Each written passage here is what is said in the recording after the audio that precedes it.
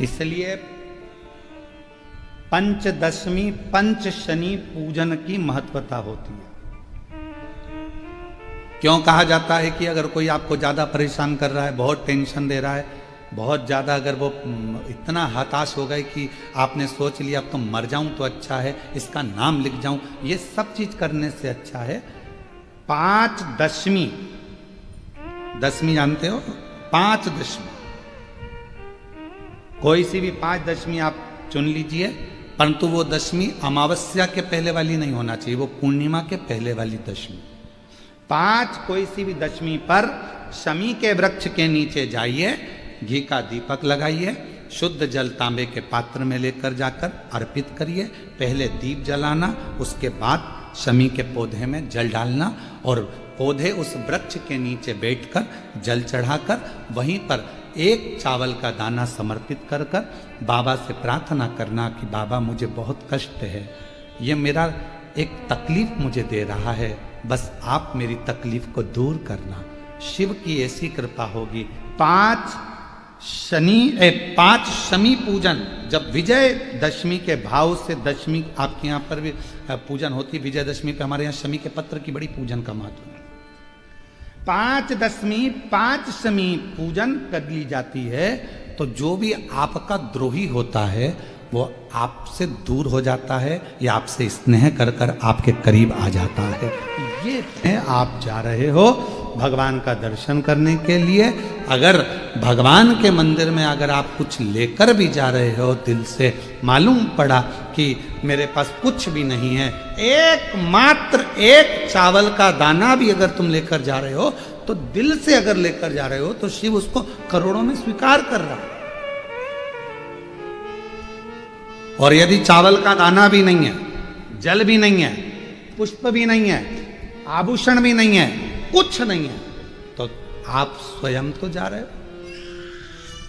एक बच्चे ने हमसे प्रश्न किया था, एक अभी कथा थी महाराष्ट्र में, वो महाराज जी ने कथा कराई थी, चाकरवाड़ी में कथा थी, श्री क्षेत्र चाकरवाड़ी में। तो वहां एक बच्चे ने प्रश्न किया था, गुरुदेव कभी कभी हमको स्कूल जाना रहता है, तो स्कूल जाते हैं तो हम कभी कभी स्कूल जाने के टाइम पर हो सकता है कभी हम नहा भी लेते हैं और कभी कभी नी भी नहाते हैं।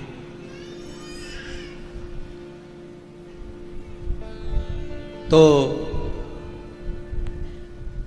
मंदिर जाएं कि ना जाएं, नी नहाए, जिस दिन नहाएंगे उस दिन चले जाएंगे, तो हम जिस दिन नहाए नहीं उस दिन जाएं कि नहीं जाएं। तो हमने कहा बेटा चाहे नहाओ चाहे मत नहाओ, पर शिवालय तो जाओ, शिवालय तो जाओ।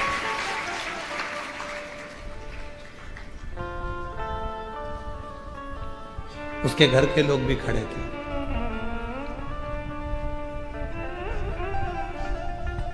गुरुजी आपने अच्छा निर्णय दे दिया, उसकी मां बोली। हमने पूछा क्यों? मेरे को ऐसा लगता था कि ये जान करके नहीं नहाता था, जिससे इसको मंदिर नहीं जाना था, क्योंकि नहाएगा और मैं इसके हाथ में एक लोटा जल पकड़ाऊंगी और इसको मंदिर भेज दूंगी। उसकी मां ने कहा कि आपने कहा कि तुम नहाओ चाहे मत नहाओ, पर शंकर के दरवाजे तो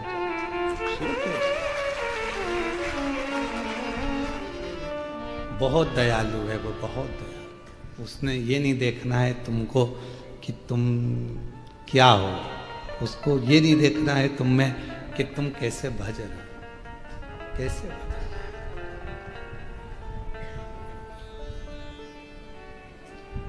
मछली तो रोज नहाती है बेचारी, बोलो बोलो सही है कि गलत है? मगर भी रोज नहाता है, बोलो, वो तो रोज नहाती है। तो ये बात हम नहीं करेंगे कि साहब नहाया तो मंदिर जाना, नी नहाए तो मंदिर मत जाना। हम तो पुष्टि मार्गी हैं। हमारे यहाँ नाथद्वारा में श्री जी बाबा का मंगला का दर्शन करने के लिए जाते हैं, तो हम जैसे उठे हमारे ठाकुर के लिए दौड़ पड़ते हैं और दर्शन करते हैं।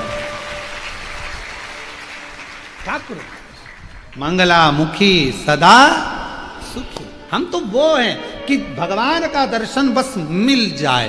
क्यों? क्योंकि जब प्राण छूट रहे होंगे तब यमराज से क्या हो गया, अभी रुक जा, पहले मैं वॉशरूम से नहा के आ जाऊं फिर ले चल। सुनेगा नहीं, मानेगा नहीं। उसको कोई मतलब नहीं कि तुम नहाए कि ना नहाए, बस तो एक चीज मानेगा, बस केवल एक चीज कि तुम नहाओ मत नहाओ, पर प्राण छूटने का समय हो तो तुम्हारे मुख पर परमात्मा का नाम आना चाहिए। सब कुछ वो छोड़, दूसरे देश का माल मत ला। जब अपने देश का अपने देश में रहेगा, अपने भारत का पैसा अपने भारत में रहेगा, तो भारत मजबूत होता चलेगा।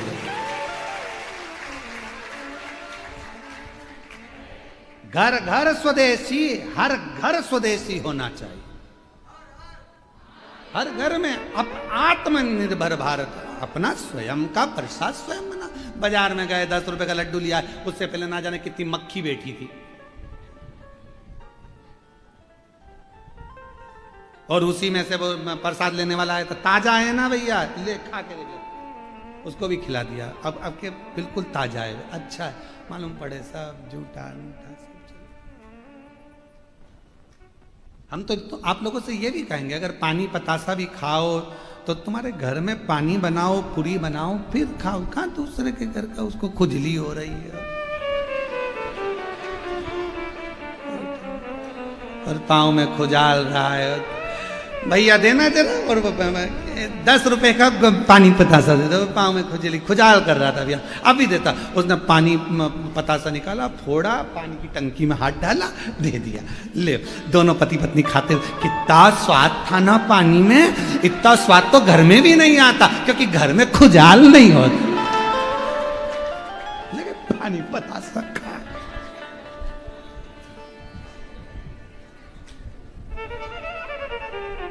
वो तो अच्छा है कि खुजाल चली, सर्दी हो गई तो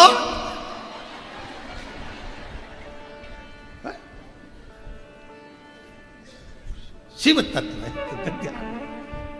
स्वदेशी अपनाओ, आत्मनिर्भर भारत, अपना प्रसाद खुद बनो।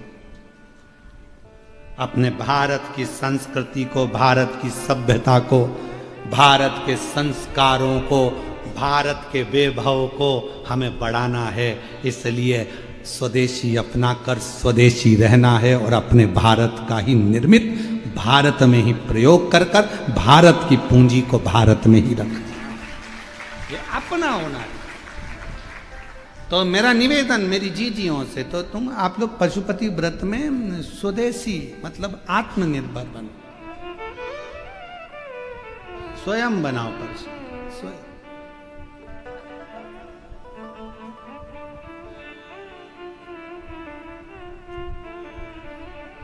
और जब हम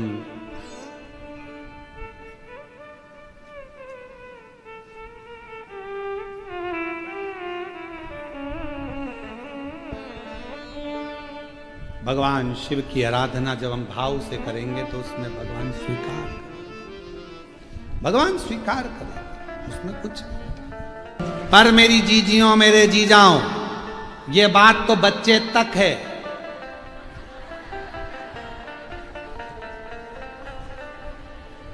नहीं तो बहू में सोचे महाराज जी ने फ्री कर दिया, महाराज जी ने फ्री कर दिया। तो बाबा, ये बच्चों तक सीमित है। आपको तो बाबा के पास में जाना चाहिए तो पूरा साज सजाकर, बाप को भी लगना चाहिए मेरी बेटी खुश है, खुश। बोलो बोलो, एक पिता बैठा है मायके में, तुम्हारे पापा बैठे हैं, और तुम्हारे बाल पूरे ऐसे बिखरा बिखरी हैं, टीकी ऐसी हो रही है, एक आँख का काजल इधर जा रहा है, और साड़ी इधर उधर जा रही है। पापा, और पापा जो देखे भाव, और जो भाव ने देखा बेटा तेरी ये हालत कैसे हो गई? बाप को, पिता को दुख लगे, इसकी क्या हालत, देख तेरे संसार की क्या हो गई भगवान। पिता को हमेशा, और मुझे उम्मीद है मेरी जलगांव की मेरी जीजियां जब भी मायके जाती होगी अच्छी बढ़िया साड़ी वाड़ी पहन के पटला पटली लगा के अच्छी जोड़ी साड़ी की पिन मिन लगा के अच्छी जोरदार तैयार मैयार होके फिर बढ़िया टांग टूंगा के बड़े तो ये तो जब यहाँ पर माता लक्ष्मी पर्स टांग कर चल रही है तो फिर तो जलगांव। हमने तो कल स्वामीनारायण मंदिर में देखा था कि लक्ष्मी जी भी पर्स रखी हुई थी, तो फिर तो ये जलगांव है। जलगांव का जलवा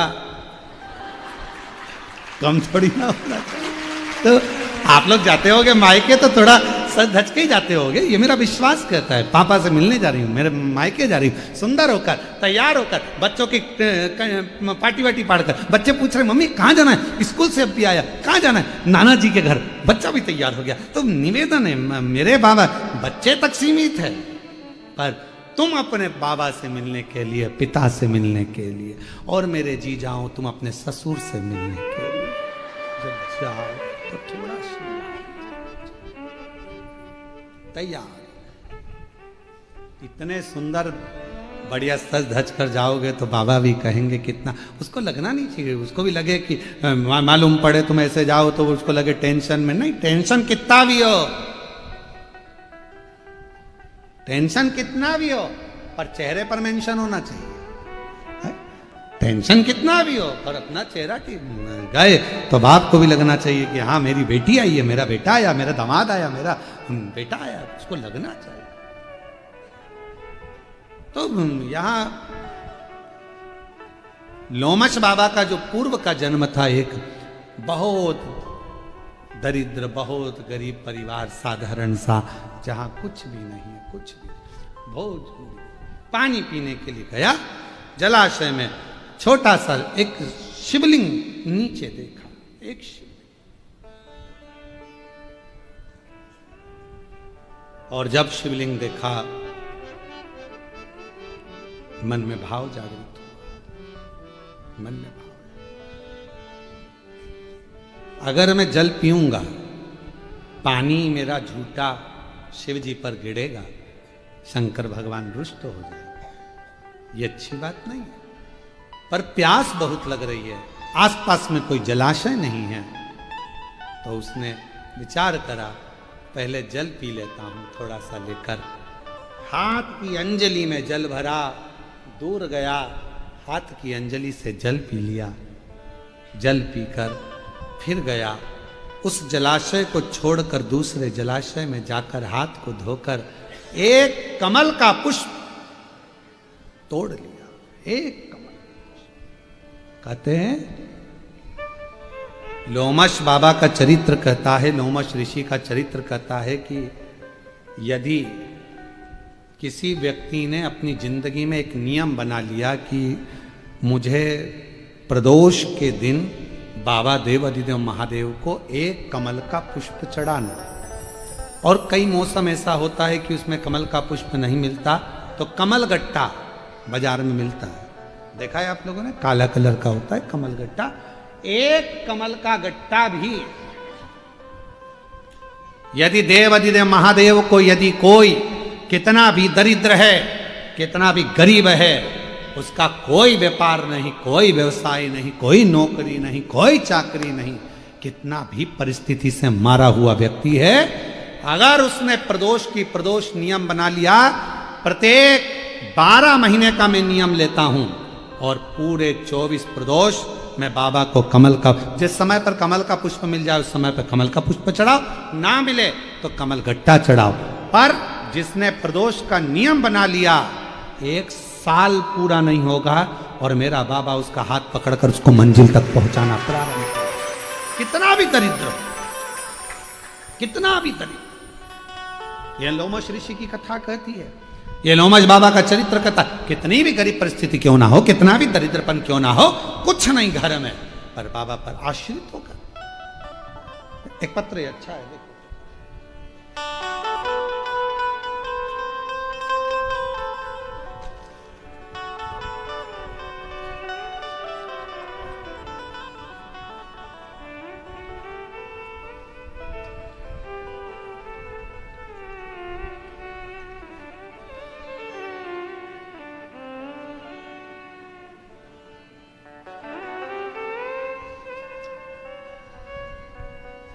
गिरीश पाटिल जलगांव की रहवासी हैं। 2022 में गले की अन्न नली के पर कहीं बैठे हैं, आप ही हैं, आ जाओ, एक बेलपत्र ले जाना। लास्ट स्टेज का कैंसर हो गया 2022 में, गठान हो गई। जांच कराने पर डॉक्टर ने बताया कि ये गठान कैंसर की है और कैंसर पूरे शरीर में फैल चुका है, लास्ट स्टेज है। कुछ समय आपको दिए हैं, थोड़ा 6 महीना। डॉक्टर ने केवल बहुत थोड़ा सा समय दिया। तब मेरे घर के मालिक ने कहा कि सियोर वाला बाबा कथा कहता है, शिव महापुराण की कथा सुनना प्रारंभ करो। मैं इलाज के साथ मंत्रोच्चार करती, श्री शिवाय नमस्तुभ्यम का जप करती। सीहोर जाकर बाबा की कंकर शंकर पूजन कर कर रुद्राक्ष लाए, बेलपत्र बाबा को चढ़ाकर खाना प्रारंभ करा। कुछ शरीर में जाता तो नहीं था। डॉक्टर ने भी थोड़ा सा समय 3 से 6 महीना जीवित रहने का कहा था।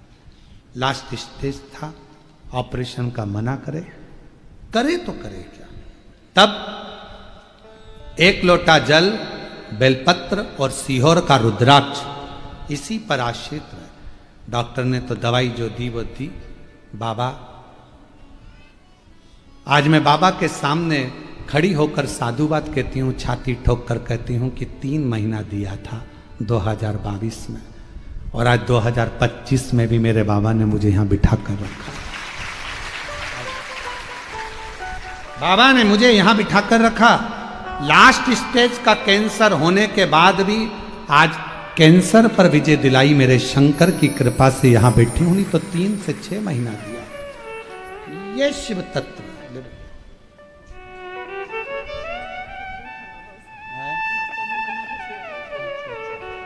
दीदी कह रही हैं इनको डॉक्टर ने मना कर दिया था कि ये जीवित नहीं रहेगी 3 महीने से ज्यादा, पर 2022 से आज 2025 में भी शिव की कृपा से विराट।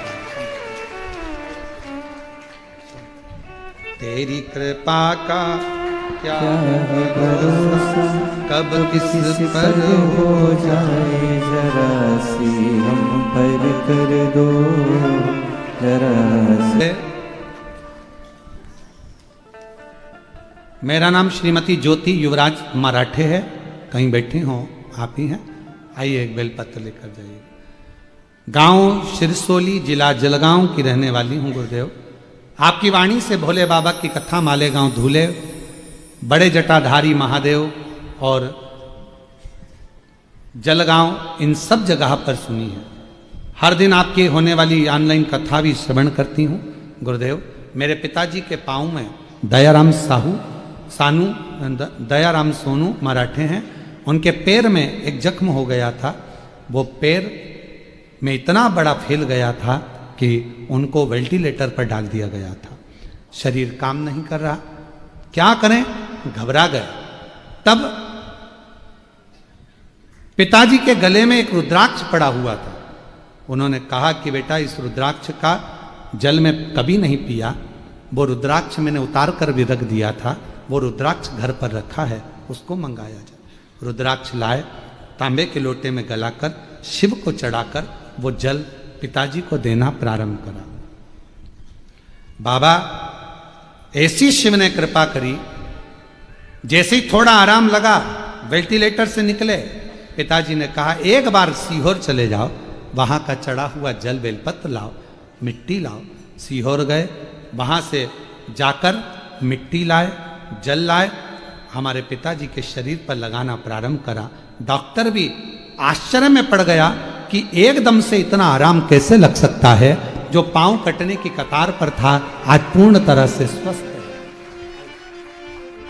शिव कृपा।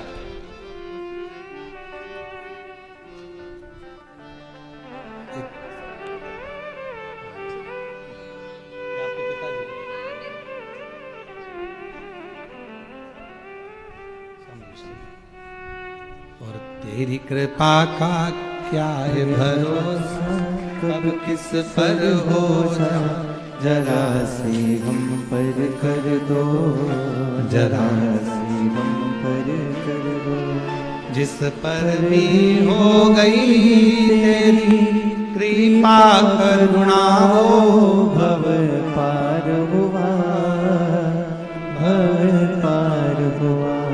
आप ही हो चाहे जितना उसका भी बाबा उद्धार हुआ, उद्धार हुआ।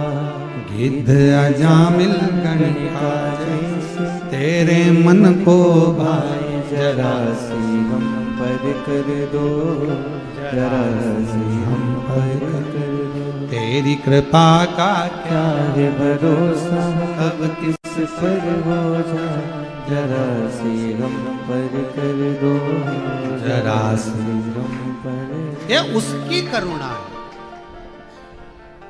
दरिद्रता से मुक्त होना है। अपनी मेहनत करो, परिश्रम करो, संघर्ष करो, व्यापार कर रहे हो, नौकरी कर रहे हो, जो कार्य कर रहे हो उसको रुचि से करो, दिल से करो। और प्रदोष की प्रदोष एक कमल का पुष्प या एक कमल गट्टा शिव जी के शिवलिंग पर चढ़ाना प्रारंभ करो। मेरा बाबा एक ना एक दिन हाथ पकड़कर आपको मंजिल तक पहुंचा। मेहनत जरूर कर, मेहनत करना आपको जरूर है, परिश्रम करना जरूर है। कोई मंजिल तक पहुंचना है तो चलना तो पड़ेगा ना। भले साथ मिलेगा, भले राह मिलेगी, पर चलना तो पड़ेगा। और किसी के पीछे नहीं, अपने बल पर चलो, अपने बल। आज दुनिया पीछे चलने के लिए आतुर होती है। ईमानदारी से बोलना, आप लोगों ने पहले वो एक गेम होता था छुपन छुपाई।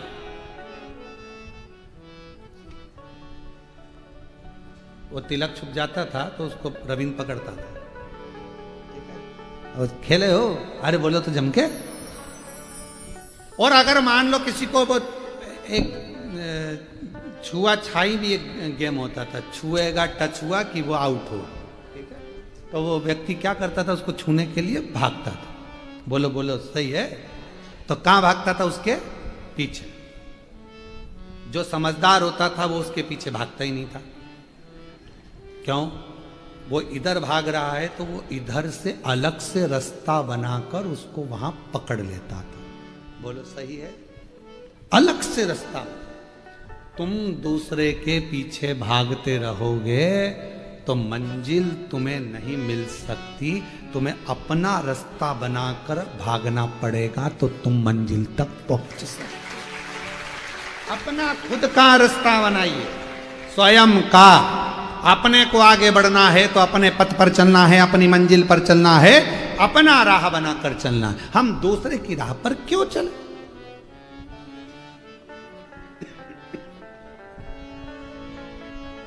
अपनी राह पर, अपने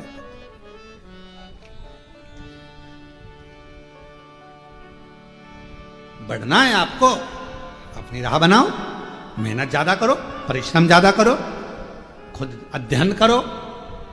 क्यों नहीं मिलेगी राह?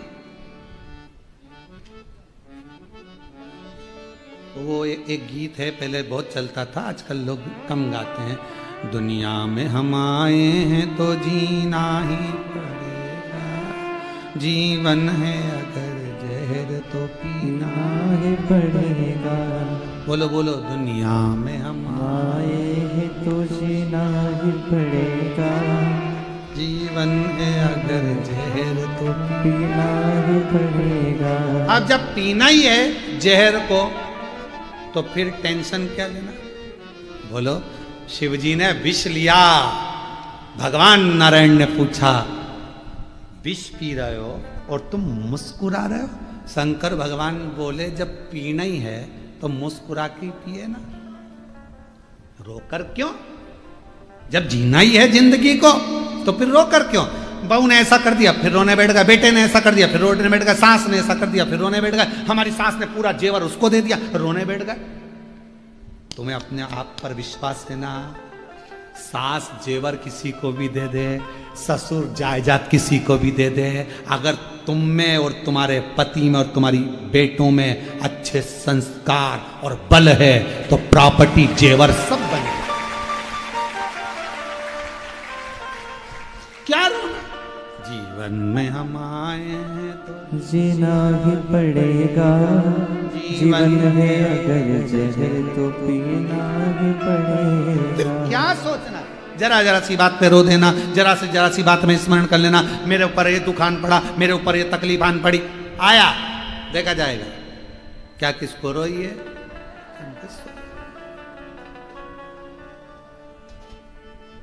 रो, तैयार रहो, प्रतिदिन तैयार रहो, प्रतिदिन।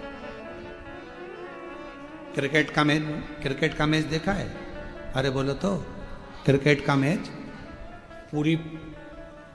पूरी ग्राउंड भरा रहता है खचाखच, और क्रिकेट वाला क्रिकेट खेलता है। क्रिकेट वो गेंद पर चक्के चौके कुदा रहा है और आसपास वाले चिल्ला रहे हैं। अगर वो चिल्लाने वाले पर ध्यान देगा ना तो हार जाएगा, इसलिए उन पे ध्यान ही नहीं देता। वो तो अपनी मर्जी से गेंद पर ध्यान रखता है और एक घुमा कर देता है, फिर लोग चिल्लाते हैं, फिर देता है, फिर चिल्लाते हैं। उसी तरह अपने लक्ष्य पर ध्यान दो। अड़ोसी पड़ोसी रिश्ते नाते तो यूं ही चिल्लाते रहेंगे, तुम अपने छक्के चौके लगाते चलो। चिल्लाएंगे, चिल्लाएंगे, बोलेंगे, बोलना उनका मन, तुम तो अपना काम करो। आग लगे बस्ती में, अब मालूम पड़े अपनी मन की मस्ती खत्म कर दी अपने जिंदगी में, बिल्कुल उदासी छाए हुए ऐसे बैठे जैसे मुसद्दी लाल। कई लोग कथा में भी आकर ऐसे बैठ जाते, हमारा दिल दुख जाता, काहे को आई है, क्यों जा। स्माइल देकर अपने बाप से मिलने आए हो, अपने दिल की बात अपने पिता से कहने के लिए आए हो। पिता दिल से कहो। पहले मोबाइल और फोन घर में नहीं होते थे, एसटीडी बूथ होता था। बोलो बोलो, एसटीडी बूथ, उस पर पैसा लगता था, रसीद फटती थी, इतना रुपया हुआ, टाइम देखता था। एसटीडी वाला भी 2 अगरबत्ती लगाता था, अच्छा खूब बात करने वाले हैं। एसटीडी बूथ होता था और उस पे लोग जब उस बूथ के अंदर जाते थे पूरी बढ़िया, भले वो फोन पे बात करते थे पर सिर पे पल्लू वल्लू लेके अभी फोन बात करोगे, और फोन लगा के इतनी खुश होकर बात करते थे कि वो एसटीडी वाला इसको देखकर आनंदित हो जाता था, 2 रुपया कम कर देता था। बहन जी कल फिर अजान, उसकी पिता से, अपने पिता से बात करने जा रहे हो, कथा में जा रहे हो, स्माइल दो। कथा में आए हो, एक सेल्फी लिया करो। आई हूं मैं कथा में, गौरव है आज की नवयुवक टीम, आज के नवयुवक बेटा बेटी जब कथा में मंदिर में जाकर भी अपना फोटो डालते हैं किसी मंदिर का, तो लोगों को प्रेरणा देते हैं कि ये हमारा सनातन है और सनातन धर्म आगे बढ़ रहा है।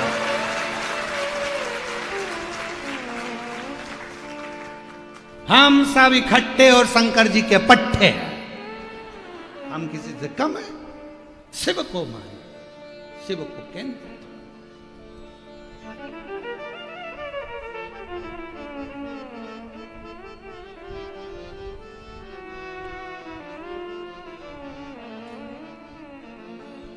निवेदन है, हंस लो खिलखिलाकर, हंस लो खिलखिला के, नहीं तो गिरेंगे हिल हिला के। सब पढ़ एक एक करके निकलेगा। ओ भाई किधर फूल गया, किधर दांत भी कहेंगे गई थी कथा में।